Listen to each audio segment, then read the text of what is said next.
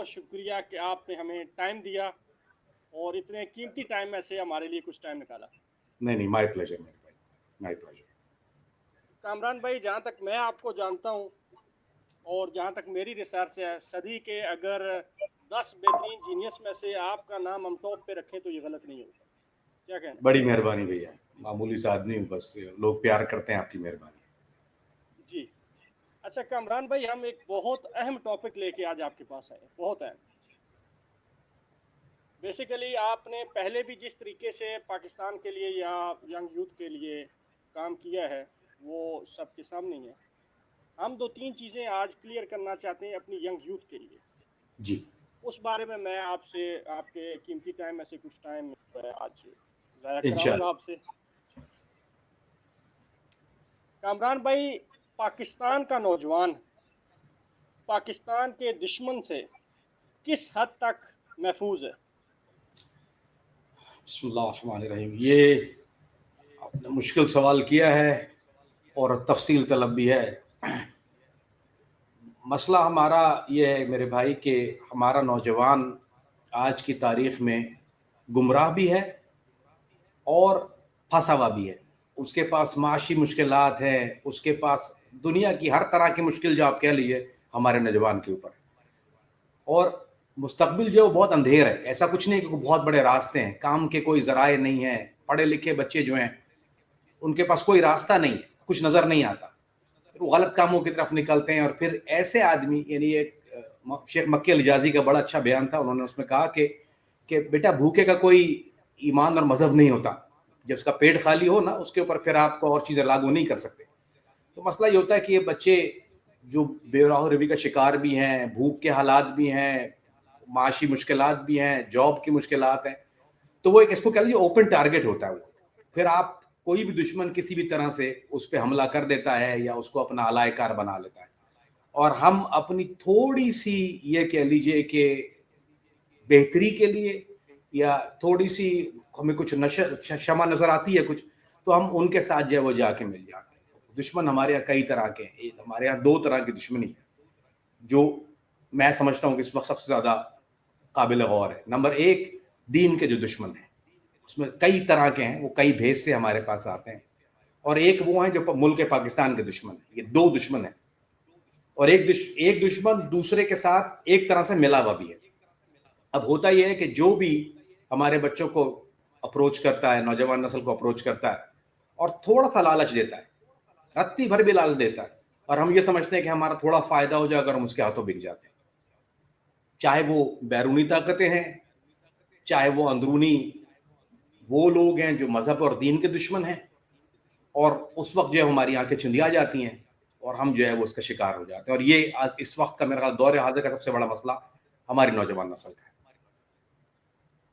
اچھا کامران بھائی, یہ جو ہمارا مذہبی طبقہ ہے اسپیشلی طور پر, آج کل ہم پاکستان میں بہت زیادہ دیکھتے ہیں کہ مذہبی طبقہ جو ہے وہ بہت سارے ایسے معاملات میں نہ چاہتے بھی انوالو ہو جاتا ہے جو اس کا مقصد یا منشور ہی نہیں ہوتا. کیا اس کے پیچھے بھی ہم کچھ دشمن عناصر کو دیکھ سکتے ہیں؟ دیکھیں, پہلے تو ہم یہ جان لیتے ہیں, اور یہ بہت ضروری ہے اس کی وضاحت کرنا, کہ جو مذہبی طبقے والے جو لوگ ہیں, یعنی جو علماء کرام کہہ لیجیے, عالم علماء جی کرام اس میں نمبر 1 پلیٹ فارم ہے, ہم یہ بھول جاتے ہیں کہ وہ بھی ہماری طرح انسان ہی ہے. وہ کوئی آسمانی مخلوق تو نہیں ہے, حالانکہ علماء کے بارے میں تو بہت واضح حدیث ہے کہ انبیاء کے ورثہ میں سے ہوتے ہیں, لیکن چونکہ وہ ہماری طرح انسان ہے, وہ غلطیوں سے مبرہ نہیں ہے. سب نہیں, اس میں ایک طبقہ ہے ایسا جو چند واقعی ایک. جی چند ایک, بہت زیادہ نہیں ہے. اور یہ کہ کیونکہ اگر میں کہوں گا تو پھر میں ان سے جو ہے وہ ان کی طرف سے کوئی نیگیٹو بات کر رہا ہوں, وہ میرا بالکل مقصد نہیں ہے. لیکن میں چند ایک ایسے جو ہیں وہ بھی انسان ہے, اور ان کے ساتھ بھی یہی معاملہ ہے کہ پیٹ ان کے ساتھ بھی لگا ہوا ہے. اب میں آپ اگر کہیں تو میں نام لے دیتا ہوں چند ایک جو بہت ہائی لائٹڈ ہے. مفتی قوی جیسا انسان آپ دیکھ لیجئے, کتنا نابکار انسان ہے وہ صرف اور صرف, اور میں نے اس پہ تحقیق بھی کی, میں نے رابطہ بھی کیا, بات کی کوشش بھی کی, پیٹ ایک چیز اس کے آگے ہوتی ہے. اس نے یہ پیٹ کے چکر میں اس نے دین کو ایسا بیچا, اس کے ہاتھ ایک گر لگ گیا کہ میں سوشل میڈیا پہ آؤں گا, میری مشہوری ہوگی, اس سے میرے فالوورز بڑھتے ہیں, اس سے میرا پیسہ آنا شروع ہو جاتا ہے.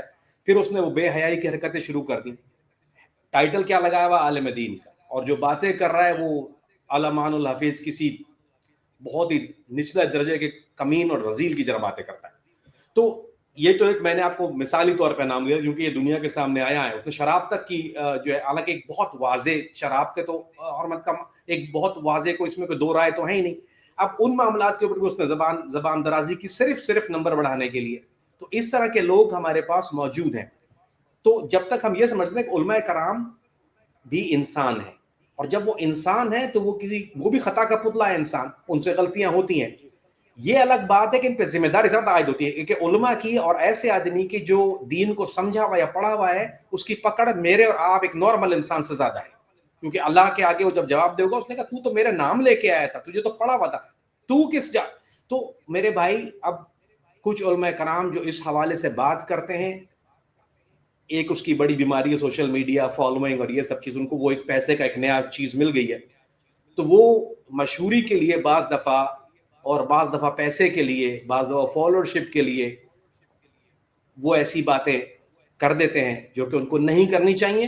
ایسے معاملات میں زبان کھولتے ہیں جن میں ان کو زبان نہیں کھولنی چاہیے، اور ایسے معاملات پہ جہاں علماء کرام عمومی طور پہ سوشل میڈیا سے پہلے احتیاط برتتے تھے، اور میری زندگی گزری علماء کرام کی جوتیاں سیدھی کرتے ہوئے. تو ایسے معاملات کے اندر جہاں وہ کبھی ایسے معاملات آتے ہیں جہاں میں نے علماء کرام کو بولا یار میں نہیں بات کرتا اس موضوع کے اوپر. کیوں حضرت جی مجھے مشورہ چاہیے، فتویٰ چاہیے. کہتا میں نہیں کرتا. وہ ہاتھ کھڑے کر دیا. میں نے کہا کیوں؟ بولے یار کسی اور سے بات کرو. میں نے کہا حضرت آپ اتنے بڑے آپ عالم دین ہیں، آپ کیوں نہیں بولتے؟ انہوں نے کہا دیکھو بیٹا، بات کرنا آسان ہے لیکن پکڑ بہت مشکل ہے. اگر میں نے ابھی زبان کھول دی تو کھول دی، لیکن جو بعد میں اللہ کے سامنے میری پکڑ ہوگی. تو ایک وہ دور تھا جو علماء کرام کے اندر ایک خوف تھا. اچھے علماء یہ بات اگر آپ ماضی میں لے جائیں تو رسول اللہ کے دور میں اور صحابہ کے دور میں بھی یہ معاملات ہوتے تھے کہ جب کوئی معاملات مسئلے کے لیے پوچھنے کے لیے آتے تھے تو صحابہ رسول ڈرتے تھے بات کرتے ہوئے اور کہتے تھے کہ نہیں اس سے پوچھ لو، نہیں اس سے پوچھ لو، نہیں اس سے. کیوں؟ ان کے اندر ایک خوف تھا. اللہ کی پکڑ اس میں بہت زیادہ ہے.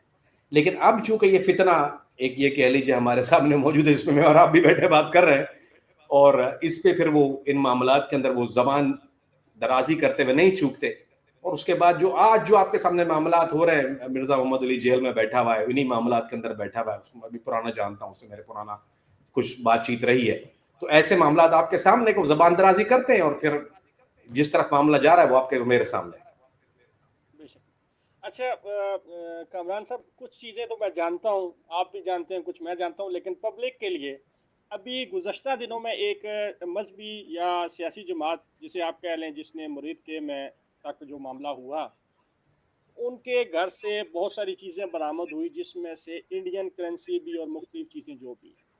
جی کیا ہم اس پر اگر کوئی تحقیق کریں یا ہم غور کرنے نکلیں تو کیا انڈیا واقعی ہی کسی قسم کا انوالو ہو سکتا ہے؟ ہمارے کچھ مذہبی لوگوں کو خریدنے میں وہ انوالو ہوگا؟ بھائی میری الحمدللہ اس معاملہ، چونکہ میرا تعلق ایک انٹیلیجنس جی کے جی ساتھ رہا ہے اور میری تحقیق اس میں رہتی بھی، اور میرا روابط بھی جو ساتھی ہیں پرانے اس وقت فیلڈ میں موجود ہیں، لیکن میں فیلڈ میں نہیں ہوتا، لیکن ایسے دوست ہیں جو اس معاملات میں سرگرم عمل رہتے ہیں. تو میں ہمیشہ جی ظاہری بات اپنے طور کی کوشش کرتا ہوں کہ کیا یعنی ایسا ہو رہا ہے.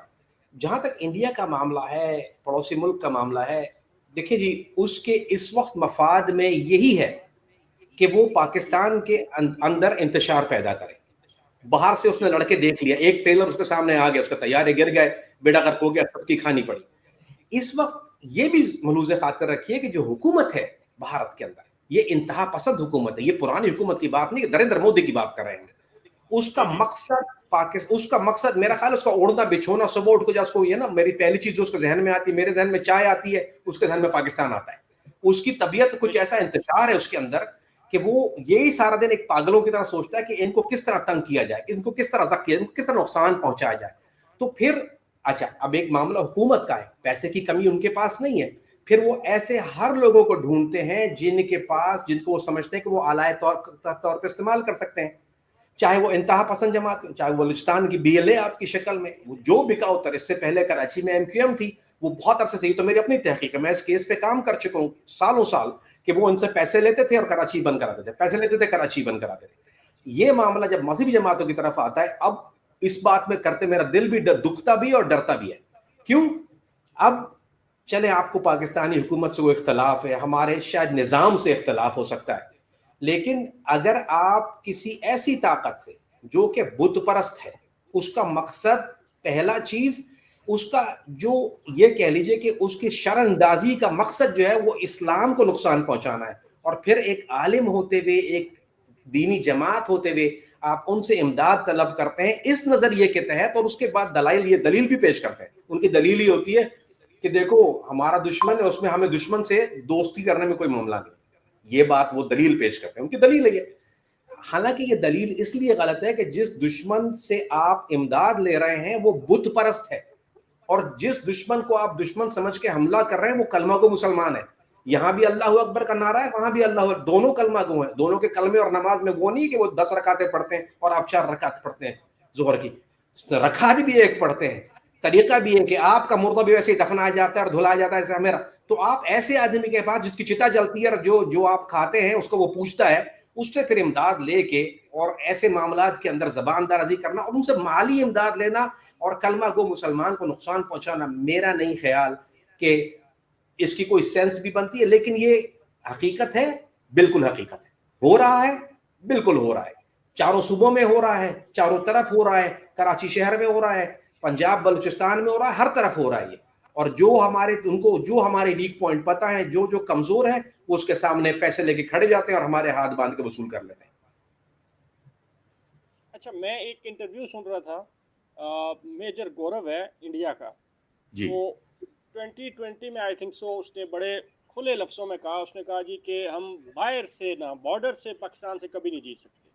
ہم جی نے اگر جیتنا ہے تو پاکستان کو اندر سے کمزور کرنا ہے، اور اندر سے کمزور کرنا ہے تو آپ نے سب سے پہلے ان کو فرقہ وارانہ طور پر فساد میں ڈال دینا.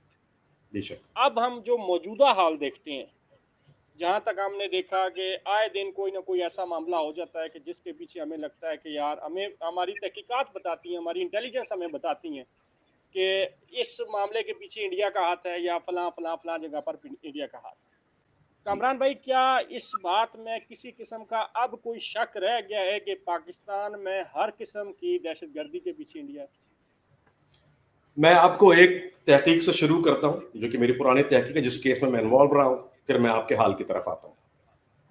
جی سب سے بڑا مسئلہ ایک زمانے میں چل رہا تھا کراچی میں، شیعہ سنی فساد کا معاملہ چل رہا تھا، دونوں طرف سے شرنگیزی ہو رہی تھی، اور میں براہ راست اس کو دیکھ رہا تھا. کچھ لوگ میرے تھے جو اندر ہوتے ہیں، انفارمنٹ کہہ لیجیے آپ، کچھ ایسے لوگ ہوتے ہیں، اور میں اس کی تحقیق کرتی ہوں کہ اس کے حوالے سے 2 نام آتے ہیں 2 بڑی جماعتوں کے، کہ اہل تشیع کی جماعت آتی ہے، اہل سنہ کی جماعت آتی ہے، جو دونوں کی جماعت. میں دونوں کی طرف دیکھ رہا ہوں اور دونوں طرف سے مجھے کوئی ثبوت واضح نہیں ملے.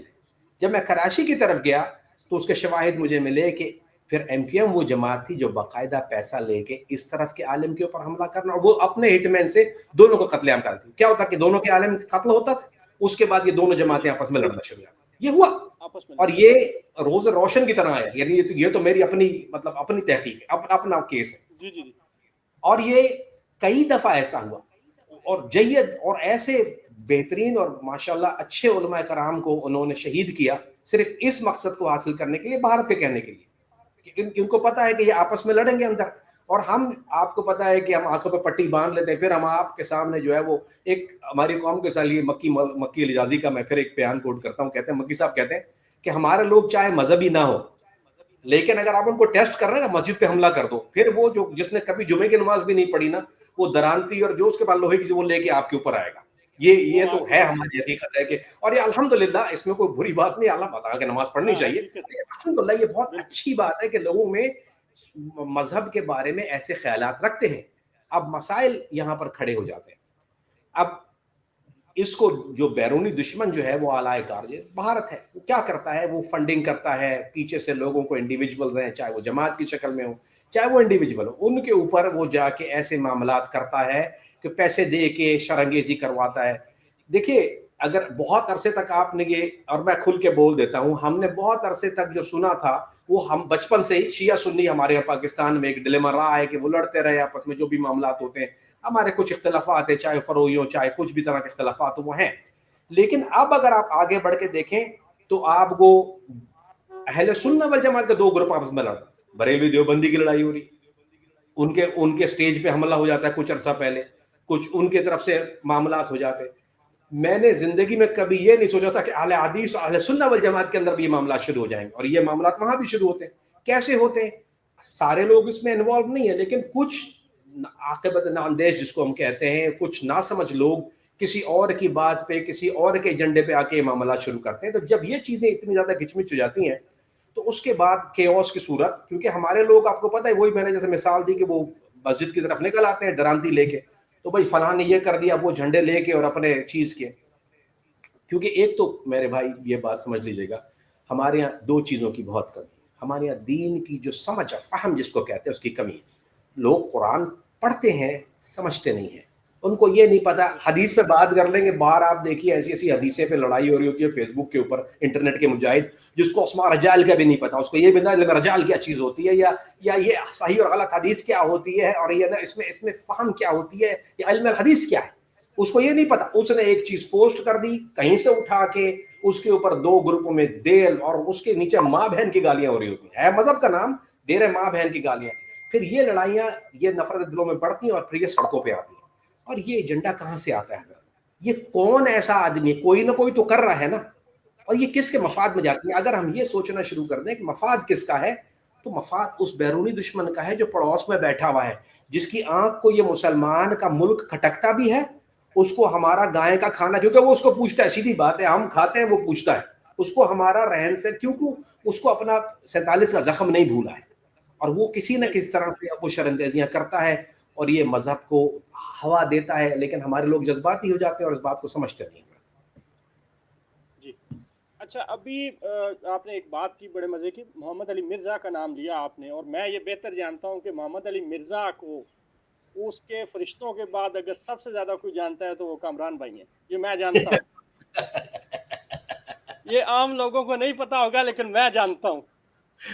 اس بارے میں آپ کیا کہیں گے کہ محمد علی مرزا کا جو مستقبل ہے، یا آنے والے دنوں میں محمد علی مرزا کو کہاں کھڑا دیکھ رہے ہیں؟ دیکھیں، میں تھوڑا سا واضح کرتا ہوں. محمد علی مرزا ایک زمانے میں 90 کی دہائی کی بات کر رہا ہوں، یہ پھال ٹاک پہ اس نے اپنا کیریئر شروع کیا تھا، وہ زمانے میں وہیں پر ہوتا تھا.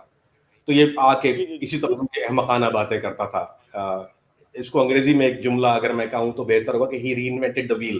وہ یہ کہتا ہے کہ 1400 سال کے جو مسائل ہیں، وہ ایک واحد آدمی ہے محمد علی مرزا جس کی عربی میں اتنے نقائص ہیں. اگر میں اس کو، واللہ اقسم باللہ میں آپ کو بولتا ہوں، اگر میں بٹھا کے اپنے سامنے قرآن پڑھاؤں، میں عالم دین نہیں ہوں، لیکن اگر میں اس کے سامنے قرآن کھول دوں نا تو اس کی غلطیاں 25 نکل آتی ہیں. وہ زبان کلام میں نکلتا ہے، عربی آدمی بولتا ہے، اس کے پتہ چلتا ہے کہ یہ عربی سے یا فصاح سے کتنا، اس کو فصاح کی الف انار لام لدھا بھی نہیں پتا. یہ میں جانتا ہوں اس کو اچھی طرح سے.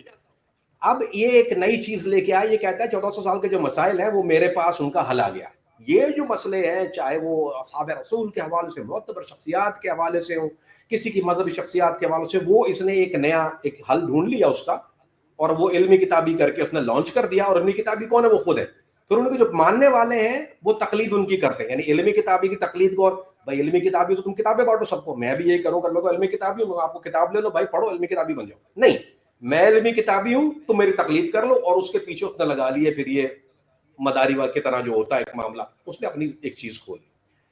اور مجھے انتہائی افسوس کے ساتھ یہ کہنا پڑتا ہے کہ پھر وہیں پر بات آتی ہے کہ اگر ہمیں حدیث کا علم ہو، اگر ہمیں بخاری، وہ کہتے ہیں ایک بہت خوبصورت شعر ہے کہ بے عشق محمد جو محدث ہیں جہاں میں، بے عشق محمد جو محدث ہیں جہاں میں، آتا ہے بخار ان کو بخاری نہیں آتی. تو یہ کیا حسرات ہے. اب یہ کیا بات ہے کہ دیکھیے، سننے والی بات ہے کہ اگر یہ لوگ بخاری جان لیں تو پھر یہ پھڈے ختم ہو جائیں، ہمارے جھگڑے ختم ہو جائیں نا. نام میں نے ان کے ایک اسٹوڈنٹ سے میں نے ایک سوال کیا، مجھ سے بحث کرنے آیا. میں نے کہا چلو بات، میں نے کہا سیاستہ کیا ہوتی ہے؟ کہتا ہے کیا؟ میں نے کہا چلو ہلکا کر دیتا ہوں، بخاری کیا ہوتی ہے؟ سیاستہ پہ پھنس گیا معاملہ اس کا گیر. میں نے کہا بخاری کیا ہوتی ہے؟ کہتا ہے حدیث کی کتاب ہے. میں نے کہا بخاری کی کتنی جلد ہے؟ بولتا ہے ایک. میں نے کہا یار کوئی چیز اپنا سر پھوڑ لوں. میں نے کہا چلو ٹھیک ہے، میں نے کہا اپنی تسکین کے لیے پوچھ لیا. میں نے کہا وہ ایک جو تمہارے پاس بخاری کی کتاب ہے اس کا رنگ کیا ہے جلد کا؟ بولتا ہے اورنج. میں نے کہا بیٹا وہ تمہارے پاس بخاری نہیں ہے، تمہارے پاس شرح البخاری ہے. میں تمہیں بتا رہا ہوں یہاں بیٹھ کے، جو میں عالم دین بھی نہیں ہوں، کہ تیرے پاس جو کتاب رکھی ہے وہ شرح البخاری ہے. تجھے یہ بھی نہیں پتا کہ سیاستہ کیا ہے، یہ 7 جلدیں کیا ہے، کیونکہ تو نے ایک کبھی نہ دیکھی نہ کبھی کھولی. اور یہی معاملہ ان کے استاد کا. اگر استاد, وہ کہتے ہیں جیسا روح ویسے فرشتے, اگر استاد بہتر ہوتا تو شاگرد بہتر ہوتے, تو استاد نالائق ہوگا تو شاگرد بھی سارا نالائق نکلیں گے. لیکن اس کا وہی ایک ایجنڈا سے وہ آتا ہے, اس کا ایک ہی ایجنڈا ہے, وہ فتنہ کرنے کے لیے آتا ہے, وہ فتنہ ہے. اور اس نے, اور ایسا فتنہ ہے کہ اس کے شر سے کوئی انسان, کوئی مسئلہ, کوئی فرقہ, کچھ نہیں بچا. وہ ہر ایک کی کنٹروورشل چیز لاتا ہے, اس کو اٹھا کے مارکیٹ میں پھینکتا ہے, اور پھر وہ اس پہ اپنا ڈھولک بجاتا ہے بٹھا کے. اب سوچنے کی بات یہ ہے کہ جو اس کے پیچھے لگے ہوئے ہیں ان کے نقائص کیا ہیں. ان کے نقائص وہی ہیں کہ وہ کم علمی ہے ان کے پاس. سموسے بٹھا کھلا کے ایک کمرے کے اندر اور وہ ویڈیو بنا کے وہ باہر وہ پھینک دیتا ہے اس کے بعد, اور لوگ واہ واہ اور واہ واہ شروع کر دیتے ہیں, جیسے قوال کے سامنے ہوتا ہے وہی ان کا حال ہے, قوال والا. اب اللہ کا شکر ہے کہ اس کو ایک نکیل لگ گئی. حالانکہ یہ میں آپ کو پوری ذمہ داری سے کہتا ہوں کہ جس جرم میں یہ اندر گیا ہے نا, یہ اس جرم میں نہیں گیا, یہ اپنے ماضی کے ان معاملات میں گیا جو یہ کرتا رہا. ایک زمان ہوتا ہے نا جھنجھوڑ ٹوٹ گیا لوگ, تو یہ جھنجھوڑ دیا, سب کے ساتھ مخالفت کی بھی ہے. کسی کا ایک مکی صاحب کا پھر میں قول آپ کو نقل کرتا ہوں. شیخ مکی فرماتے ہیں کہ ایسے عالم سے بچو جس کی زبان سے خنجر کا کام لیا جائے. اگر کوئی عالم اپنی زبان سے خنجر کا کام لے, وہ عالم دین نہیں ہے. یہ بڑھ کے مارنا پنجابی فلموں کی طرح, یہ ڈائلاگ کرنا, میں ٹبر کھا جاتا ٹکارنا مارا, یہ عالم دین کا کام نہیں ہے. ہم نے علماء کو دیکھا ہے, ہم نے علماء کے ساتھ بیٹھے ہیں, عالم کا یہ کام ہوتا نہیں ہے حضرت. یہ جو کام کرتا ہے یہ ایک شوبدے بازی کہہ لیں یا ڈرامے بازی کہہ لیجیے, اس کو ایک ناٹک کہہ لیجیے, وہ اس ناٹک کرتا ہے اور بڑا کامیاب ہے اس معاملے میں.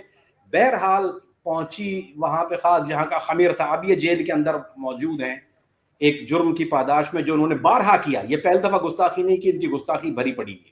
میرے پاس ایک لسٹ موجود اس کی گستاخیوں کی. پہلی دفعہ یہ پکڑ میں آیا, چلا گیا. اللہ کرے کہ یہ اگر دیکھیں باہر تو نکل آئے گا. یہ تو میں نہیں کہتا کہ اس کو پھانسی لگ جانی ہے اس جرم میں, یہ نہیں ہونے والا. اس ملک میں مملکت خدا داد پاکستان میں اس جرم میں پھانسی لگنے والی محمد علی مرزا, یہ تو میں گارنٹی کے ساتھ کہتا ہوں. یہ نکل تو آئے گا. اب مسئلہ یہ ہے کہ یہ نکل آئے گا ایک سبق سیکھنے کے بعد یا پاگل ہونے کے بعد. دو ہی صورتیں ہوں گی. یعنی سبق سیکھ لیا کہ بھائی بڑے چھتر پڑے ہیں, اب تو بہت جوتے لگ گئے, اب نہیں کرنا, یا پھر بالکل پاگل ہو کے آئے گا کہ بالکل جو میرا پھر مادر پہ آزاد ہو کے بکواس کرے گا. اور اگر کی تو پھر دوبارہ اس کو یہی سلوک ہوگا جو اس دفعہ ہو چکا ہے انشاءاللہ العزیز. یہ میری دعا بھی ہے اور یہ آرزو بھی ہے. اچھا کامران بھائی, آپ کے بعد دوسرا میں ہوں جو بین ہے جیلم اکیڈمی میں, دوسرا بندہ میں ہوں پورے پاکستان میں. پہلے آپ ہیں, دوسرا میں تھا. ابھی جو موجودہ صورتحال ہے اس میں ایک آخری سوال محمد علی مرزا کے بارے میں کروں گا. ہم اتنا زیادہ ٹائم محمد علی مرزا کو دینا نہیں چاہتے, لیکن پبلک کے لیے ضروری ہے, بہت سارے سوالات ہیں. محمد علی مرزا کے بارے میں ایک عام سی رائے ہے, ایک عام سی جو عام سی ایک سوسائٹی ہے کہ ان کے پیچھے ایک تگڑا ملک اور ایک بہت تگڑا فتنہ اور اس سے بھی تگڑا ایجنڈا ہے. اس بات کی کتنی کچھ حقیقت ہے؟ میرے پاس واضح شواہد اگر ہوتے تو میں نے پبلک کر دیے ہوتے.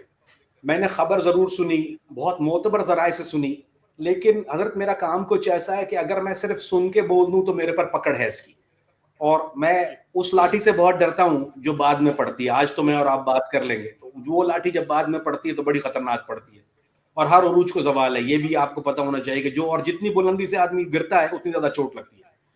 تو مجھے میرا اس پہ انٹرسٹ فوکس اسی لیے بڑا تھا کہ اس کے پیچھے جو اعلی کار جو میں نے سنا کہ ایک بہت بڑا ملک اور اس کو سپورٹ کی جا رہی ہے.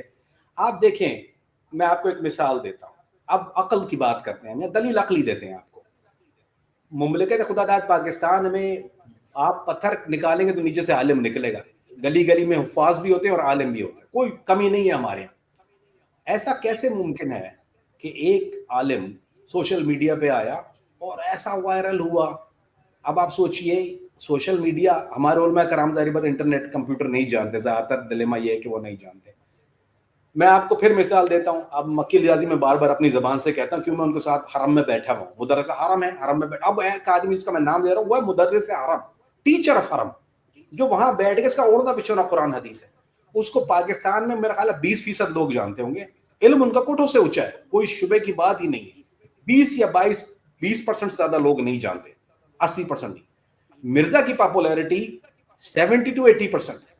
کیوں ہے؟ اس لیے ہے کہ یہ انٹرنیٹ ہے, اس لیے ہے کہ اس کے پیچھے الگوریدم ہوتی ہیں. اس کے پیچھے ہوتی ہے جو اب ہمارے پاکستان کے لوگ اس کو الگوریدم کو کنٹرول نہیں کرتے. ہمارے لوگوں کو یہ ٹیکنیک، یہ وائرل، یہ ساری چیزیں پتہ نہیں ہوتی. ہمارے لوگوں کو سبجیکٹ لائن پتہ نہیں ہوتے. یہ نہیں پتا ہوتا کہ یوٹیوب کیسے آپ کو ٹاپ اور باٹم پہ لاتا ہے. یہ صرف نمبر گیم نہیں ہے حضرت، اس کے پیچھے ایک سائنس ہے جو میں اب آ کے سیکھ رہا ہوں، اور ابھی میرے لیے مشکل ہے. میرے پاس تو خدا کا شکر ہے بچے موجود ہیں بیچارے بتاتے ہیں مجھے بزرگوں کی طرح کہ بھائی یہ حضرت چیز ہے. تو پھر جب میں نے اس کو ٹیلی کرنا شروع کیا تو میری بات سمجھ میں آئی کہ یہ کوئی جادو نہیں تھا کہ ایک آدمی آیا اور یوٹیوب پہ وہ جی پورے پاکستان میں چھا گیا. یہ ممکن نہیں ہے. آپ کر لیں، میں کر لوں، یہ ایسا نہیں ہو سکتا جب تک کوئی بیرونی طاقت ہمارے اوپر پوری مالش نہیں کرے گی، الگوریدم کو کنٹرول نہیں کرے گی، سپورٹ نہیں کرے گی، نمبرز نہیں آئیں گے. آدمی کا سوال ہی نہیں پیدا ہوتا کہ اس خطے سے سرکولیٹ ہے. امریکہ ایک الگ بات ہے، وہ بہت بڑا ملک ہے، وہاں کے ایڈز ریونیو سرکولیشن بہت ڈفرنٹ ہے. پاکستان تھرڈ ریٹ میں آتا ہے یوٹیوب کے لیے، کیونکہ ایڈورٹائزمنٹ کوئی سرکولیشن ہے ہی نہیں نا. اگر آپ یہ ویڈیو کو پروموٹ کر رہے ہیں لندن کے اندر، انہی ویڈیو کو پروموٹ کر رہے ہیں کینیڈا اور امریکہ کے اندر، کیا کوئی آدمی کی عقل کیا کہتی ہے؟ ایسے ممکن نہیں ہے کہ ذاتی طور پہ یہ اتنا پسند آ گیا کسی شخص کو کہ اس نے جو ہے وہ اس طرح کر دیا. اس کے پیچھے کچھ اوائل موجود ہیں، کچھ طاقتیں موجود ہیں. اللہ انشاءاللہ وقت کی بات ہے، آئیں گی سامنے انشاءاللہ، اور ثبوت کے ساتھ آئیں گی اور پیپر ورک کے ساتھ آئیں گی، اور یہ انشاءاللہ سامنے آئیں گی. میں جس کام میں لگ جاتا ہوں نا حضرت، تھوڑا ٹائم لگ جاتا ہے، عمر ہوگی ہے میری، لیکن میں ڈھونڈ ضرور لیتا ہوں کہیں نہ کہیں سے. آنا ہے. ہمیں امید نہیں، یقین ہے کہ کامران بھائی کوئی ایسی چیز سامنے لانے والے ہیں بہت جلد کہ جو بڑے بڑوں کے چھکے چھوٹ جائیں گے. اچھا کامران بھائی، موجودہ دور میں 9 مئی 2025 کے بعد انڈیا کو پاکستان کی طرف سے زبردست پھینٹی پڑنے کے بعد اب انڈیا اندرونی طور پر کہاں پر کھڑا ہے؟ اندرونی طور پر جی دیکھیں، آپ کے ریسورسز کیا کہتے ہیں؟ بالکل، ایک تو سب سے بڑا فتنہ جو ہے وہ آپ کے سامنے کھڑا ہوا ہے بی ایل اے کی شکل میں. وہ جو یہ کہہ لیجیے کہ وہ king Kong of the giants ہے، اور ان کو یہ کہنے میں بھی آر نہیں ہے. یہ تو کوئی ایسی بات نہیں ہے کہ وہ چھپاتے ہیں اور میں کوئی بریکنگ نیوز دے رہا ہوں. بلوچستان میں جو صورتحال ہے وہ انڈیا ہے. اچھا، اب ہمارا مسئلہ کیا ہے؟ یہ بچوں کو سمجھنے والی بات ہے. دیکھیں جی، ایک ملک کو آج کے دور میں توڑنا یا آج کے دور میں کمزور کرنے کے لیے آپ اس کی اکنامیکل بیک بون کو توڑتے ہیں. یہ ایک طریقہ ہوتا ہے. مثال دیتا ہوں، اب روس اور امریکہ یا چائنا امریکہ کی لڑائی، وہ لڑائی جو ہے وہ کوئی کسی میدان جنگ میں نہیں ہو رہی. چائنا اور امریکہ کی لڑائی ٹیرف پہ ہو رہی ہے. وہ اکنامیکل وار لڑ رہا ہے. اب ٹرمپ ٹیرف لگاتا ہے، ویک کرتا ہے ایکسپورٹ کو، وہ وہاں سے اٹھا کے ایکسپورٹ دوسرے ملکوں میں. تو یہ ٹیکنیکل چیزیں سمجھنے کی ضرورت ہے. ہم لوگ یہ بات دیکھتے نہیں ہیں. انڈیا کے لیے بی ایل اے کے چند احمقوں کو بندوقیں دے کے کھڑے کرنے کا مقصد یہ نہیں ہے کہ وہ صرف بندوق اٹھا کے فوج کے اوپر فائرنگ شروع کر دیتے ہیں. مسئلہ یہ ہوتا ہے کہ ہماری ایک پورٹ جو کہ ہماری گوادر پورٹ جو ہے، اور بہت بڑا سی پیک کا معاملہ، اس کو وہ کھٹکتا ہے. اس کو پتا ہے کہ پاکستان کی ترقی کا راستہ ہے یہ، اور اس ترقی کے راستے کو کمزور کرنے کے لیے وہاں کے جو لوکل ٹرائبز ہیں ان کو وہ اسلحہ دے کے. کہ دوسری بات، اس میں غیر ملکی ہمارے چینی دوست موجود ہیں جو کہ پاکستان میں جن کی انویسٹمنٹ موجود ہے. سی پیک سارا معاملہ چائنیز کے ساتھ ہے. تو ان کے اوپر آپ کچھ یاد ہوگا کہ کچھ عرصہ پہلے 2 چائنیز انجینئر پہ حملہ ہوا تھا. ٹینکر، اس کو کہا ٹینکر آگ لگ گئی تھی. وہ ٹینکر آگ نہیں تھا، وہ ڈیفینیٹلی اس میں را فٹ پرنٹ تھے. سوال ہی نہیں. بی ایل اے کے پاس نہ اتنے ریسورسز ہیں کہ ان کے پاس ایسے انٹیل ہو کہ 2 چائنیز انجینئر اس پیسے، ان کے پاس سیبر کی سافٹ ویئر تو نہیں ہے کہ ان کو پتا ہو کہ چائنیز انجینئر اتر کے کراچی کے اس چرنگی پہ آئیں گے اور یہ پیسیفک ٹارگٹ ہے. یہ اسکرپٹ ٹارگٹ ہوتا ہے، اور یہ ڈیفینیٹلی اس کے فٹ پرنٹس لا کے ساتھ ملتے ہیں، انڈیا کے ساتھ ملتے ہیں. تو یہ جتنے معاملات بھی آپ دیکھیں گے، چاہے وہ بلوچستان کے اندر ہوں، چاہے خیبر پختونخوا، اور اب دور حاضر میں اب افغانستان میں جو معاملات شروع ہو گئے. ہماری جڑپ افغانستان کے ساتھ کبھی سوچا تھا کسی نے کہ ایسا ملک جس کو بنایا پاکستان نے؟ افغانستان پاکستان کے بغیر معرض وجود میں نہیں آ سکتا، ممکن ہی نہیں ہے. جس کو بنایا پاکستان نے، آپ کو تحفے میں دیا. آپ کے پاس 303 کی بندوقیں تھیں، اس کو ریپلیس کیا کلشن کے ساتھ، اس کو ریپلیس کیا اسٹنگر کے ساتھ، چاہے وہ کسی کی مدد سے کیا، لیکن آپ کو ہدیے میں دی کہ حضرت یہ روسی ہے، اس سے لڑیے. آپ ان سے لڑے، ایک ملک معرض وجود میں آ گیا. آج وہ ہمیں آنکھیں کیوں دکھا رہا ہے؟ اس نے ہاتھ میں لے لیا جا کے بھارت کے ساتھ. پھر وہ پراکسی ایکٹیویٹ کرتا ہے خیبر پختونخوا کے اندر، چاہے وہ ٹی ٹی پی کی شکل میں ہو، چاہے اور کچھ شکلوں میں ہو. اور ان فتنوں کو وہ باقاعدہ طور پہ سپورٹ کر کے پاکستان کی کمر توڑنے کی کوشش کرتا ہے. اب بزدلانہ کارروائی دیکھیے. اگر ایک ہوتی ہے ایک جنگ میں اس نے دیکھ لیا ہونے والا کیا ہے. جنگ میں ہونے والا کچھ نہیں ہے.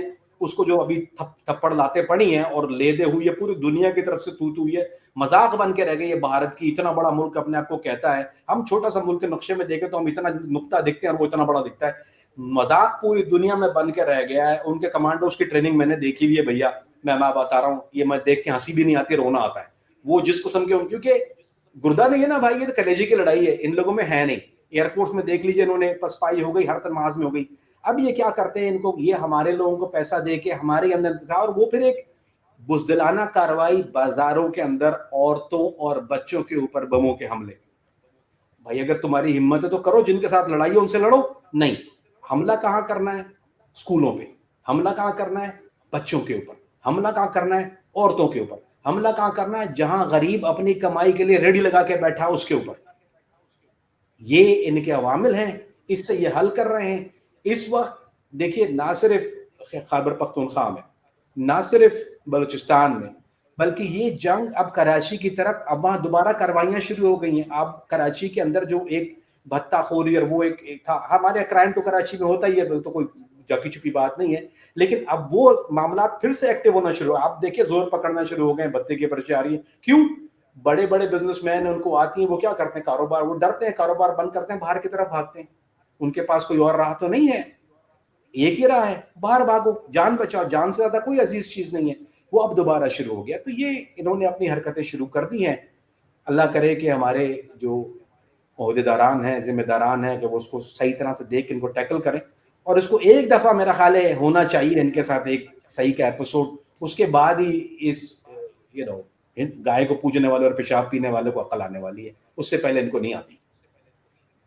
ابھی یہ جو بار بار کہہ رہا ہے کہ ہم نے آپریشن سندور پارٹ 2 سٹارٹ کرنا ہے, اس کے بارے میں آپ کیا کہتے ہیں کہ کیا کوئی تیاری ہے, کوئی کرے گا, یا بس صرف باتیں ہیں, یا سیاسی کوئی اس کی کمپین ہے؟ دیکھیے, کہنا تو وہی بات ہے کہ یہ کہتا تو بہت کچھ ہے, وہ خفت مٹا رہا ہے. پارٹ 2 کیوں ہوتا ہے؟ دیکھیے, ایک یہ بھی آپ لوگوں کو سمجھانے کی بات ہے. ہماری ابھی ایک موم بتی مافیا جو اس بات کو نہیں سمجھتی.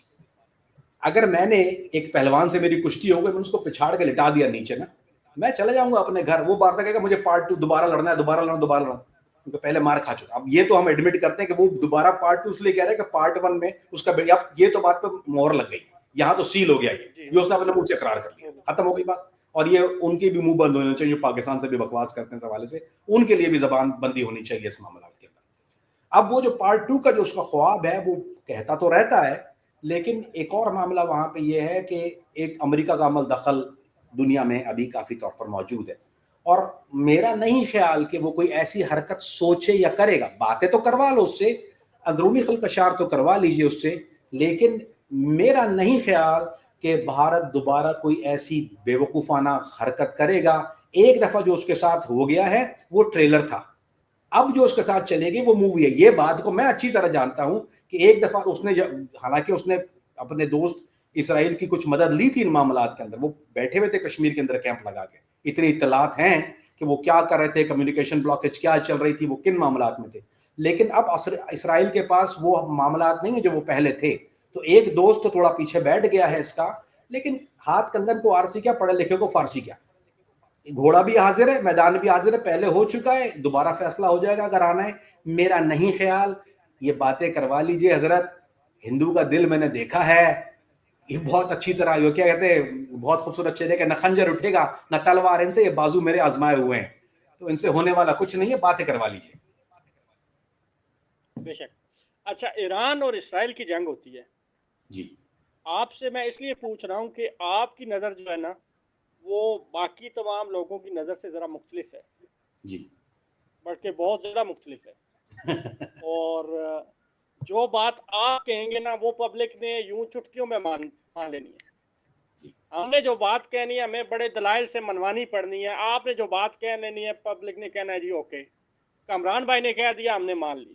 ایران اور اسرائیل کی جنگ میں آپ نے کیا دیکھا, کیسے دیکھا, اور کس حد تک ایران کو طاقتور دیکھا اور اسرائیل کو کتنا بھاگتے دیکھا؟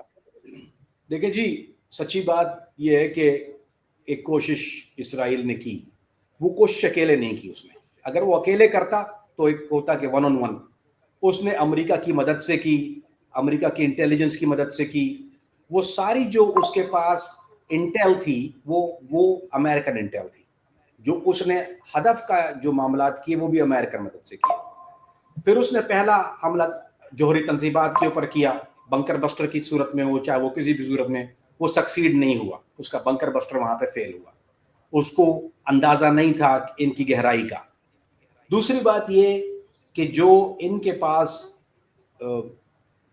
چیزیں موجود تھیں, میں کھل کے نہیں بول سکتا, لیکن جو خزانے موجود تھے وہ خزانے کہیں منتقل ہو گئے تھے, وہ خزانے بہت پہلے کہیں منتقل ہو گئے تھے, اور یہ جو تھے وہ باہر کھڑا ہو کے ڈھول بجا رہے تھے سحری جگانے والا, وہ بچتا نہیں ہے.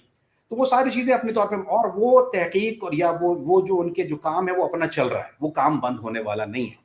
تو کامیابی اب اس صورت میں کہتے ہیں کہ اگر انہوں نے اپنے عمل کو یا جو انہوں نے حملہ کیا تھا وہ 100% سکسیڈ کر گئے ہوتے, اگر وہ ایون اگر وہ ڈیمیج بھی کر دیتے ان کے نیوکلیر پلانٹ کو, اگر ڈیمیج کرتے 100%, جو کہ ڈیمیج نہیں ہوا, ان کا جو حملہ تھا وہ کوآرڈینیٹس ان کے غلط تھے, اور انہوں نے تقریباً 1 سے ہاف کلومیٹر دور وہ بنکر بسٹر مارا, اور اس نے افیکٹو گیم لی, اس نے ایک زیادہ کیے, اس نے کام کیا نہیں جو کرنا چاہیے تھا اس کو, پھر ان کی غلطی. لیکن ہم فتح اور شکست اس طرح کہتے ہیں کہ فتح یہ کہ اگر آپ نے جس مقصد کے لیے حملہ کیا وہ آپ کو یو اچیو دیٹ گول, آپ نے وہ گول کو اچیو کر لیا, آپ کی فتح ہوگی. اس معاملے کے اندر آپ اگر دیکھ لیجیے, اب عقلی دلیل دے رہا ہوں, واٹ ڈڈ دے اچیو. ایک باہر آؤٹ اسکرٹ میں ایک خالی ایٹمی پلانٹ کے باہر 1 کلومیٹر دور بم گرایا, بلڈنگ ڈیمیج نہیں ہوئی, کچھ نہیں ہوا, سارے معاملات موو ہو گئے. اب وہ ایز اپنا کام کر رہا ہے, یقیناً طاقتور ہے, یقیناً دیکھیے مشکلیں ہیں, اکنامیکل کرائسس ہے وہاں پہ, یہ تو نہیں ہے کہ اس کے حالات, یعنی راوی سب چین لکھتا ہے, ان کے پاس اکنامیکل کرائسس ہے جیسے پاکستان میں اکنامیکل کرائسس ہے, اور پوری دنیا میں انفلیشن کا معاملہ چل رہا ہے, پیسے کا معاملہ خراب ہے, فنڈنگ کا معاملہ خراب ہے. لیکن جس بہادری کے ساتھ وہ کھڑا ہوا اس نابکار کے آگے, جس طاقت کے ساتھ وہ کھڑا ہوا, ہیٹس آف ٹو ہم, اور اس کے معاملات اب سٹرونگ سے سٹرونگ ہوتے جا رہے ہیں. پھر اس معاملے کے بعد جب بیرونی طاقتوں نے یہ دیکھ لیا, خاص طور پہ چائنا اور رشیا نے یہ دیکھا کہ یہ اپنا تحفظ بھی کرتا ہے, یہ کھڑا بھی رہتا, دشمن کے جھکتا نہیں, تو ایک عزت بن جاتی ہے, اور اس میں رسپیکٹ بہت بڑا رول پلے کرتی ہے. تو اب چائنا سے اس کے تعلقات بہت بہتر ہو گئے, وہ وہاں سے اپنی اکنامیکل جو چیز ہے اس کو, وہ بیک بون کو اسٹریٹن کر رہا ہے. رشیا کے ساتھ وہ کولیبریشن میں جو ویپن, جو انڈر گراؤنڈ جو اس نے ایکسپلوژن کیے, وہ رشیا کی مدد سے کیے, تو وہ اپنا اسٹرانگ ہو رہا ہے. اب میں دوبارہ کہتا ہوں, it's a matter of time, یہ چیز ختم ہونے والی نہیں ہے, یہ دوبارہ ہوگی, فیز 2 ہوگا, اور وہ پھر آخری فیصلہ ہوگا کہ کون کیا ہے, اور پھر آپ کے سامنے چیزیں نکل کے آ جائیں گی. کیپ ان مائنڈ, اسرائیل زیادہ دور نہیں ہے ایران کے, اگر جغرافیکل لوکیشن یا میپ میں آپ دیکھیں تو آپ کو ایک ہی نقطے میں نظر آ جائے گا, لیکن وہ نقطہ اس کا اتنا چھوٹا ہے کہ آپ کو میپ میں میگنیفائنگ گلاس لے کے دیکھنے کی ضرورت پڑتی ہے, اس کی وجہ اس کا رقبہ کم ہے, وہ تو اسرائیل تو ہے نہیں, وہ فلسطین ہے. اور اگر اس دفعہ حملہ ہوا, میں آپ کو بالکل تصدیق کے ساتھ یہ بات کہتا ہوں کہ وہ ایک ہوتے ہیں نا 3D مووی ہوتی ہے نا, جس کو آپ گلاسز پہن کے دیکھتے ہیں, اب وہ 1 سائیڈڈ نہیں ہوگا, it'll be 3 سائیڈڈ, اور اس کے بعد دنیا کے نقشے پہ اسرائیل نام کی کوئی چیز رہنے والی نہیں ہے انشاءاللہ. اچھا کامران بھائی, امریکہ اور پاکستان کے تعلقات, آپ کو کیا لگتا ہے کہ حافظ سید جنرل عاصم منیر صاحب کا دم کتنا کچھ کام کر گئے, کتنی صدیوں تک یہ دم یاد رکھا جائے گا؟ دیکھیں, امریکہ کو ایک پورٹ کا ایک وعدہ ہو گیا ہے, حالانکہ پاکستان میں ہمارے یہاں کہتے ہیں کہ وہ وعدہ ہی کا جو وفا ہو گیا, وہ قرضہ ہی کا جو ادا ہو گیا, لیکن اس دفعہ وعدہ ہو گیا ہے. پسنی والی جو پورٹ ہے وہ حوالے ہو گئی ہے, ماشاءاللہ اس کے ہو گئے ہیں, سب کچھ لکھا پڑھت بھی ہو گئی ہے اس کی.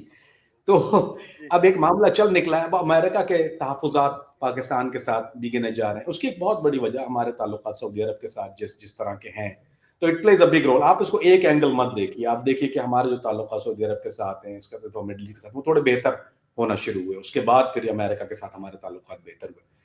تو مجھے لگتا ہے کہ اب یہ معاملہ چلنے والا ہے, کیونکہ امریکہ کو یہ پتا ہے کہ افغانستان میں جو سرگرمیاں شروع کر دی ہیں, وہ کیمپ دوبارہ شروع ہو گئے ہیں, ٹریننگ دوبارہ شروع ہو گئی ہے. اس کی وجہ میں آپ کو ایک خاص بات بتاتا ہوں. اب سیریا میں جو حکومت ہے, موجودہ حکومت جولانی کی جو حکومت ہے, محمد الجولانی کی جو حکومت ہے, احمد الشرع کہتے ہیں, میں اس کو جولانی کہتا ہوں, وہ وہاں سے جو پرانے حضرات تھے وہ واپس, ان کے پاس راستہ نہیں تھا, وہ سیریا میں ان کے لیے زیادہ جگہ نہیں ہے, وہ واپس آئے افغانستان کی طرف. افغانستان نے دوبارہ سیف پیسج دیا, وہ ایران والے راؤٹ سے دوبارہ افغانستان داخل ہو گئے. امریکن انٹیلیجنس چاہے وہ گراؤنڈ پہ ہو نہ ہو, وہ ایئر پہ ہوتی ہے ہمیشہ, وہ کور کرتی ہے ان چیزوں کو کہ کہاں کیمپ بن رہے ہیں, کہاں ٹریننگ شروع کی. انہوں نے پھر وہی شروع کر دیا جو انہوں نے پہلے شروع کیا تھا. امریکہ کو पड़ोस में नकील डालने के लिए एक जगह चाहिए, वो जी हम हैं।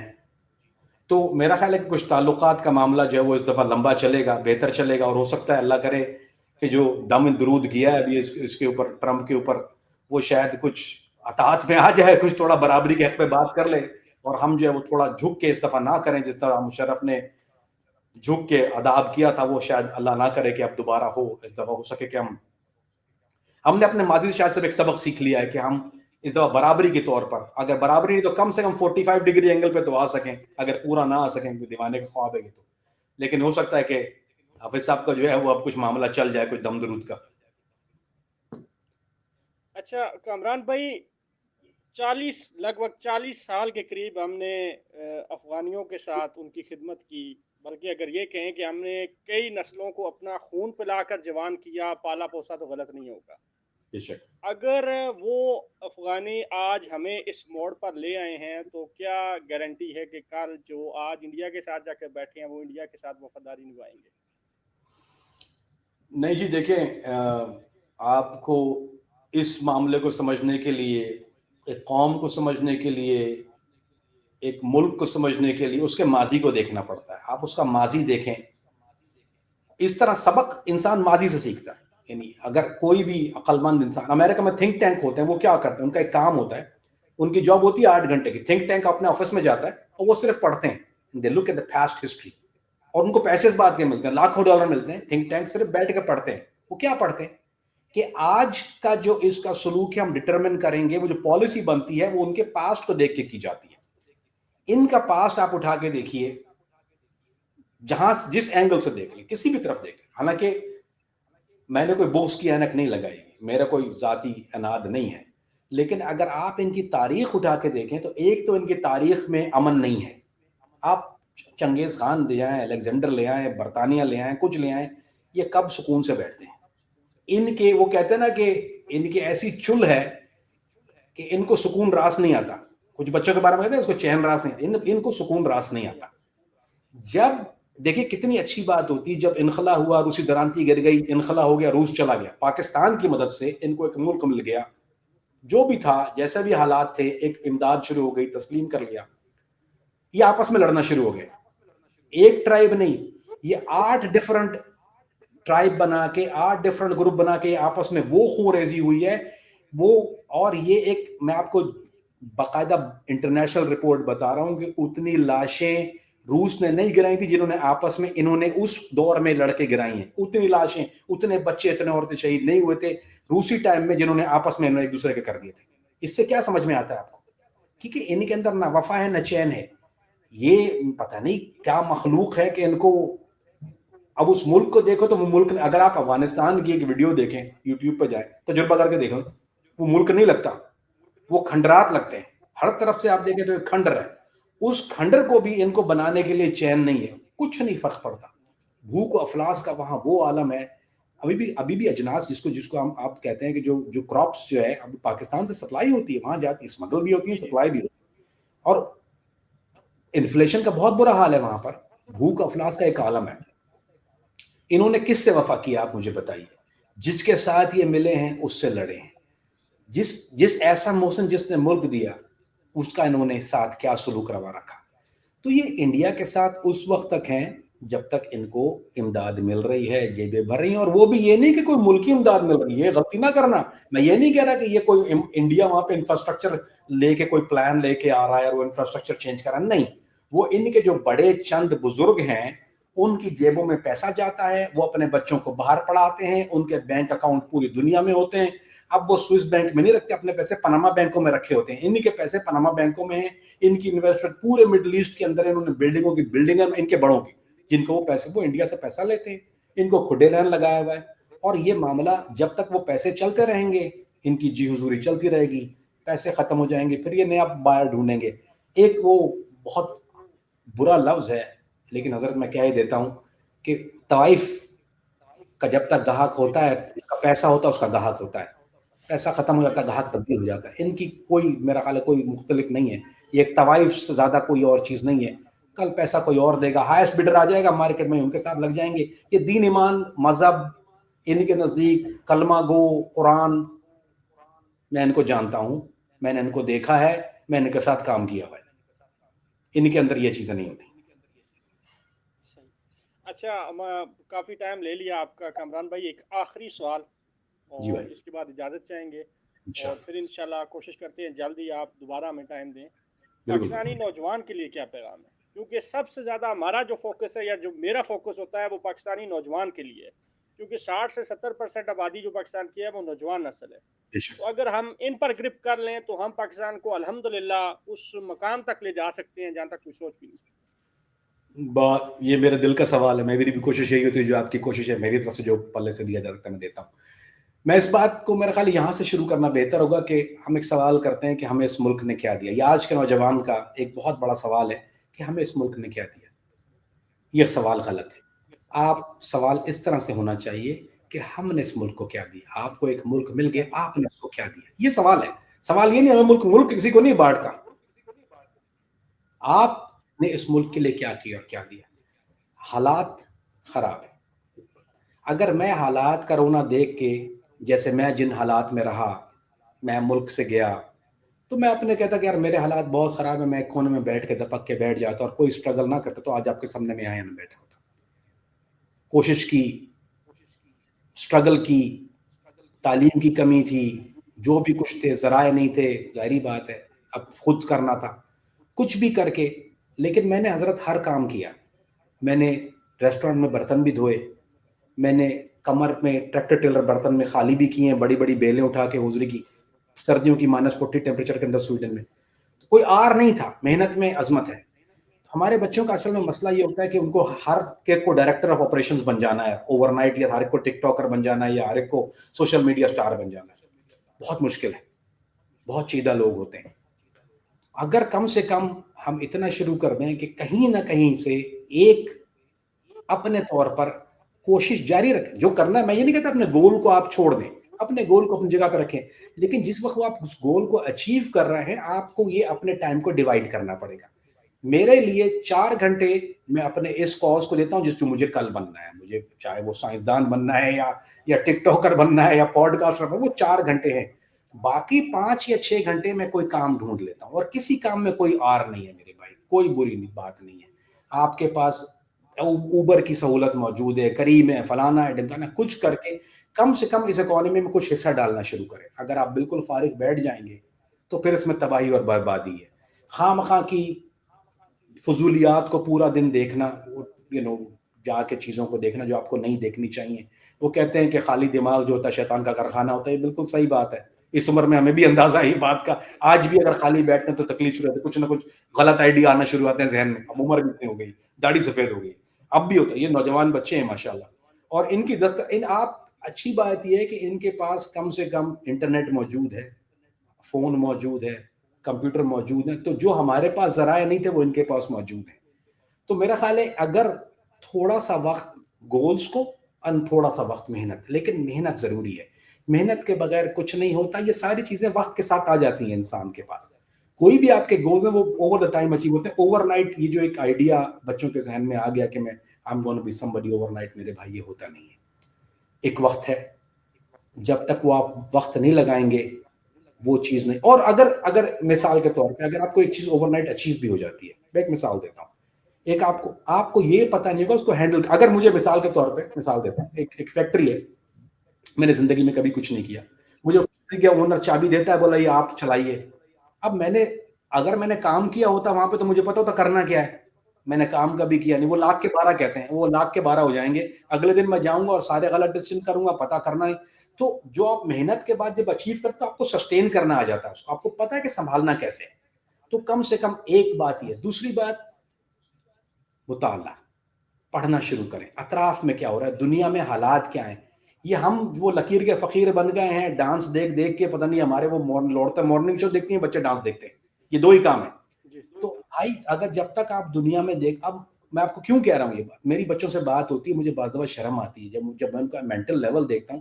میں کہتا ہوں یا اللہ یہ کیا ہو, یعنی یار 16 سال کی عمر میں گھر چلا رہا تھا بھائی, 18 سال کی عمر میں تو باقاعدہ طور پہ فیملی تھی میری, شادی کر لی تھی, 2 گھر چلا رہا تھا, دونوں کے خرچے بھر رہا تھا, ٹائم نہیں ہوتا تھا. کیوں؟ محنت تھی, شوق تھا, سیکھنا تھا, زبانیں سیکھتا, کچھ نہ کچھ سیکھے. آپ کے پاس کوئی عربی سیکھو, آپ عربی سیکھیں گے آپ کو باہر جاب ملے گی. آپ انگلش ریفائن کریں, باہر جاب ملے گی, پاکستان میں جاب ملے گی. زبان سیکھو, مطالعہ کرو, ملک کے حالات دیکھو, کیونکہ جب آپ بات کرتے ہیں کسی آدمی سے, باہر کے آدمی سے, وہ آپ کا انٹلیکٹ دیکھتا ہے کہ لو ہے, وہ آپ کو مائنس کر دیتا ہے کسی بھی اپرچونٹی کے لیے. لیکن جب آپ انٹلیکٹ کی طرح بات کرتے ہیں تو لوگ سامنے سے آپ کے پاس آپشن لے کے آتے ہیں کہ دس از واٹ وی, کیونکہ آپ محنت, حالات, پڑھائی, یہ سب چیزیں جب تک نہیں آئیں گی اس کچھ بہتر ہونے والے. تو اللہ کرے کہ ہمارے بچے بات سنیں, کچھ نہیں تو کچھ فیصد سن لینا, اگر 2 بچے بھی سن لے تو میرا خیال ہے ہم اپنا حق ادا کر دیا اس بات. جی بڑی بات. کامران بھائی بہت بہت بہت شکریہ, آپ نے بہت اتنا قیمتی ٹائم دیا, اور نہیں, کوشش کریں گے کہ اگلی نشست کے لیے بھی آپ کو جلد ہم جو ہے انشاءاللہ میں حاضر ہوں میرے بھائی, انشاءاللہ میں حاضر ہوں, تو انشاءاللہ. پاک فوج جزاکم اللہ. زندہ باد, پاکستان پاکستان ہمیشہ میں, پائندہ باد. پاکستان میں انشاءاللہ. جزاکم اللہ. السلام علیکم.